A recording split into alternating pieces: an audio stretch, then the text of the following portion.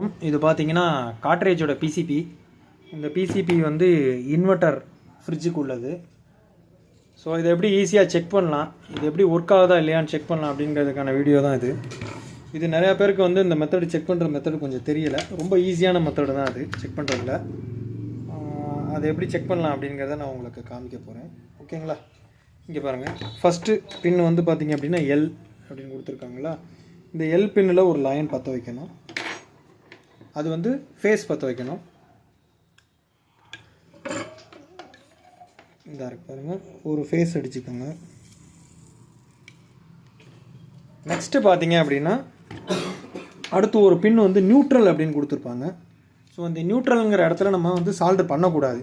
ஏன்னா அது வந்து உங்களுக்கு வந்து தெர்மோஸ்டாட் வழியாக வரும்.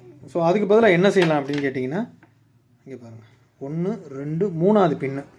இந்த 3வது பின்னில் பார்த்தீங்கன்னா இங்கே ஒரு ட்ராக் போகும் பாருங்கள், இங்கே வரும் பாருங்கள் இந்த ட்ராக். ஓகேங்களா? ஒரு லைன் ஃபில்டருக்கு ஒரு ட்ராக் வரும். இந்த பின்னில் அடிச்சிருங்க.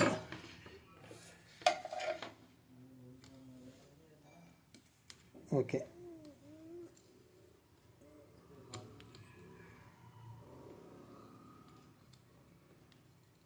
கொஞ்சம் தெளிவாக பற்ற வச்சுக்கோங்க, பக்கத்தில் விழுகாமல். ஓகே, இப்போ பார்த்தீங்கன்னா தெரியும் உங்களுக்கு.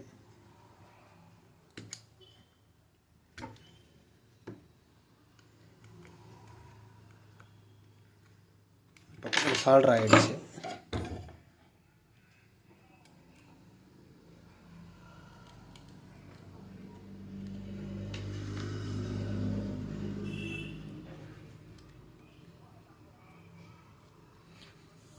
ஓகே, இப்போ எப்படி செக் பண்ணுறது அப்படின்னு கேட்டிங்கன்னா, இப்போ நீங்கள் ஆன் பண்ணினீங்க அப்படின்னா லைட்டு பிளிங்க் ஆகும். ஃபஸ்ட்டு ஒரு க்ரீன் கலர் லைட் எரியும்.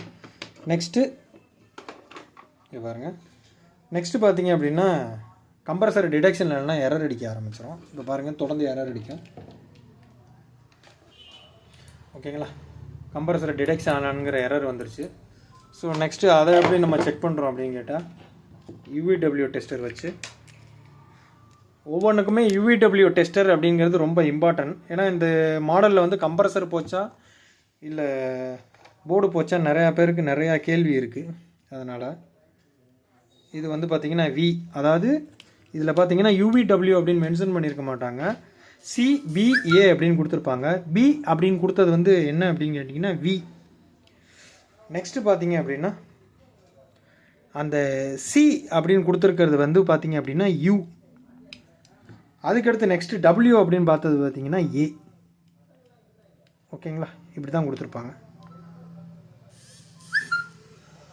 இதை இப்போ மாடியூலில் நம்ம ஆன் பண்ணுறோம். ஆன் பண்ணிவிட்டு இப்போ நம்ம வந்து ஆன் பண்ணுறோம். க்ரீன் லைட் வந்திருக்கும். இப்போ பாருங்கள், உங்களுக்கு இது வந்து கம்ப்ரஸர் போயிருக்கு. ஆக்சுவலாக போர்டு போச்சுன்னு எடுத்துகிட்டு வந்துட்டாங்க.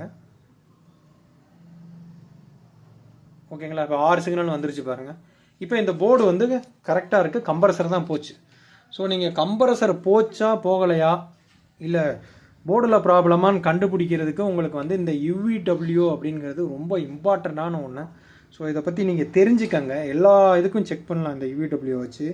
Inverter, AC, fridge, washing machine வரைக்கும் நீங்கள் எல்லாமே இன்வெர்ட்டர் டெக்னாலஜியில் வரக்கூடிய எல்லாமே வந்து செக் பண்ணிக்கலாம். அதுக்கான வீடியோ தான் இது. ஓகேங்களா? ஸோ நீங்கள் இதை எப்படி யூஸ் பண்ணணும் அப்படிங்கிறத நீங்கள் ஃபஸ்ட்டு நீங்கள் கற்றுக்கணும். அதுக்கு அடுத்து தான் நீங்கள் வந்து இதை பற்றின கொஞ்சம் இன்ஃபர்மேஷனை கேதர் பண்ண முடியும். அதுக்கு முன்னாடி நம்ம இன்வெர்ட்டர், ஏசி வேலை பார்க்கணும் அப்படின்னா முதல்ல ஒரு மல்டிமீட்டர் தேவை. அதுக்கடுத்து பார்த்தீங்க அப்படின்னா ஒரு யூவிடபிள்யூ டெஸ்டர் தேவை. சம் நாலேஜஸ் தேவை, எப்படி ஒர்க் பண்ணுறது அப்படிங்கிறதுக்கான சில நாலேஜ் தேவை. அதுக்கானது தான். திரும்ப கூட நான் உங்களுக்கு ஆன் பண்ணி காட்டுறேன். ஆன் ஆயிடுச்சு. அடுத்து பாருங்கள்,